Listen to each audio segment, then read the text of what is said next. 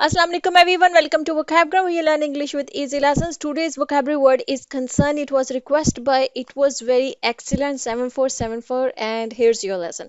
Actually इन्होंने मेरे से दो वर्ड्स पूछे थे. नेक्स्ट वर्ड जो कंसीडर इन्होंने डिफरेंस पूछा था. दोनों वर्ड्स बहुत डिफरेंट है एक दूसरे से. कंसर्न और कंसीडर का पूछा था इन्होंने कि क्या डिफरेंस है. तो कंसीडर के जो लेसन है वो नेक्स्ट में आएगा. पहले मैं कंसर्न को एक्सप्लेन कर देती हूँ क्योंकि इनमें किसी किस्म की कोई भी जो है वो रेलिवेंस नहीं है. ये दोनों डिफरेंट वर्ड्स हैं. अच्छा जो कंसर्न है ये एज ए नाउन भी यूज होता है, एज ए वर्ब भी यूज होता है और इसका मीनिंग है वरी और इंटरेस्ट. ठीक है, परेशानी या आपसे कोई चीज जो आपके इंटरेस्ट की है, जिसमें जिसमें आपकी कोई रेलेवेंस है, मतलब वो आपसे मुतल्लिक है कोई बात. ठीक है, तो वहां पर जो है ना हम कंसर्न यूज करते हैं. जैसे कि पेरेंट्स अक्सर कहते हैं ना कि अपने बच्चे को your wellbeing is my concern. इसका क्या मतलब है कि तुम्हारी जो भलाई है, तुम्हारी जो अच्छाई है, वो मेरी कंसर्न है. मतलब कि वो बात है जिसके लिए मैं परेशान होता हूँ. पेरेंट्स हमारी भलाई के लिए, हमारे फ्यूचर के लिए परेशान होते हैं ना. और उनको इंटरेस्ट है, उनको उनका इंटरेस्ट है हमारे फ्यूचर में, हमारी भलाई में. तो इसलिए हमारा फ्यूचर उनका कंसर्न है. मतलब उनके इंटरेस्ट की बात है, उनसे रेलिवेंट है ये बात. ठीक, तो वो परेशान होते हैं, वरी करते हैं हमारे फ्यूचर को लेकर. परेशानी मतलब हमारे जो भी हमारी जो वेल बींग है, हमारी भलाई जो है, वो उनके लिए एक तो उनसे रेलिवेंट बात है. मतलब ये एक वो बात है जिसमें उनका इंटरेस्ट है, इसलिए कहेंगे कि ये उनका कंसर्न है.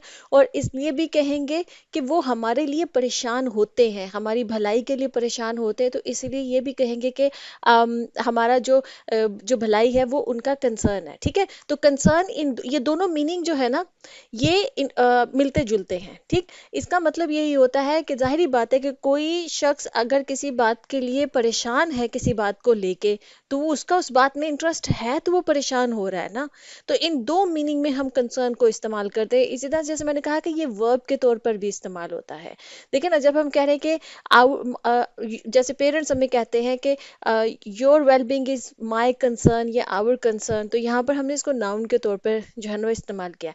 लेकिन अगर इसको हम एज ए वर्ब यूज करें, मतलब ये मुझे बात परेशान करती है, ठीक, इस सेंस में यूज करें एक वर्ब के तौर पे, तो कहेंगे, पेरेंट्स कहेंगे कि योर वेल इट कंसर्न्स मी. जैसे अक्सर कहा जाता है योर वेलबींग कंसर्न्स मी, इस तरह से कहा जाता है. ठीक है, या समटाइम्स इतना छोटा सा जुमला ही बोल दिया जाता है. अक्सर लोग जब जब हमारे बड़े जो है वो हमारे से किसी किसी भी बात पे बहस कर रहे होते हैं, जिसमें कहते हैं कि भाई ये चीज़ मुझे परेशान करती है.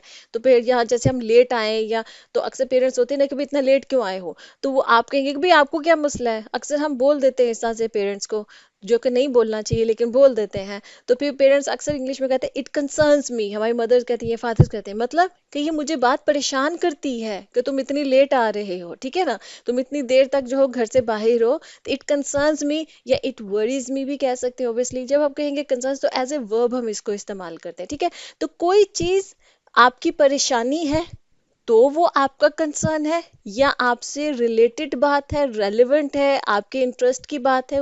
जाहिर बात है कोई चीज़ आपकी परेशानी है तो आपको इंटरेस्ट है ना उसके अंदर. ठीक, तो वो आपका कंसर्न है. और अगर आप कहेंगे कि ये चीज़ मुझे परेशान करती है, तो फिर आप एज ए वर्ब इसको यूज़ करेंगे कंसर्न्स के तौर पे. ठीक है, अच्छा इसका एक और मतलब भी है, वो ये सेकंड मीनिंग है, वो है sometimes use to refer to a business और कमर्शियल एंटरप्राइज. कुछ छोटे जो बिजनेसेस होते हैं ना, उनके लिए भी समटाइम्स जो है वो कंसर्न वर्ड जो है वो यूज हो सकता है. कोई कारोबार, ठीक है, कारोबार के लिए भी अक्सर ये कंसर्न वर्ड यूज, लेकिन ये बहुत कम इस्तेमाल होता है इस मीनिंग में.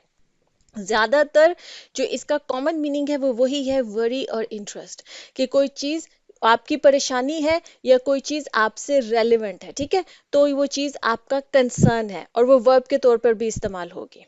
ठीक है, अब आ जाते हैं जो हम इसके सेंटेंसेस देख लेते हैं. जैसे कि पहला सेंटेंस है, her main concern is the safety of her children. उसकी जो सबसे बड़ी परेशानी है ना, ठीक है, उसका मेन कंसर्न है, मतलब उसकी सबसे बड़ी जो परेशानी है, जो उसका मेन परेशानी वाला जो मामला है उसकी जिंदगी में, वो क्या है, उसके बच्चों की सेफ्टी. ठीक है, उसके बच्चों की हिफाजत, कि उसके बच्चे महफूज हों.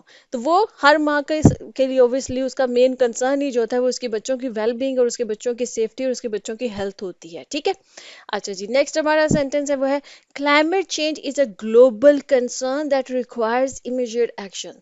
ठीक है, कि क्लाइमेट चेंज, इसको देखिए अब हीट वेव कितनी आई हुई है, कितनी जो हीट है वो बढ़ रही है, तो ये क्लाइमेट चेंज की वजह से है, ठीक है। जो भी इस वक्त पोल्यूशन और उस वजह से, तो क्लाइमेट चेंज जो हो रहा है ना इस वक्त दुनिया में, वो ग्लोबल कंसर्न है। मतलब पूरी दुनिया का वो मामला है जो परेशानी वाला मामला है, और पूरी दुनिया के इंटरेस्ट का मामला है। इसमें सबका फ्यूचर जो है ना वो इस मामले के साथ जुड़ा हुआ है, पूरी दुनिया का। तो ग्लोबल कंसर्न है, ठीक है, क्योंकि पूरी दुनिया के लिए एक तो परेशानी का मामला है और पूरी दुनिया के इंटरेस्ट का मामला है।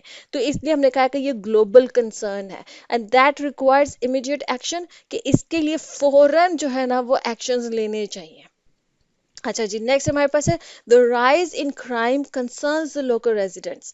ठीक है, किसी इलाके में कोई क्राइम में बहुत ज़्यादा इजाफा हो रहा है, अब वो क्या है, कंसर्न्स द लोकल रेजिडेंट्स, के लोकल जो वहाँ के रहने वाले जो लोग हैं उनको वो क्या कर रहा है। अब यहाँ पर हमने इसको एज ए वर्ब इस्तेमाल किया है, वो कंसर्न कर रहा है, क्यों, उनको परेशान कर रहा है। इट कंसर्न्स, ठीक है, कि ये लोकल रेजिडेंट्स को ये कंसर्न कर रहा है, मतलब उनको परेशान कर रहा है, वो वरी हो रहे हैं कि भाई हमारे इलाके में इतना क्राइम रेट क्यों जो है वो इंक्रीज हो रहा है।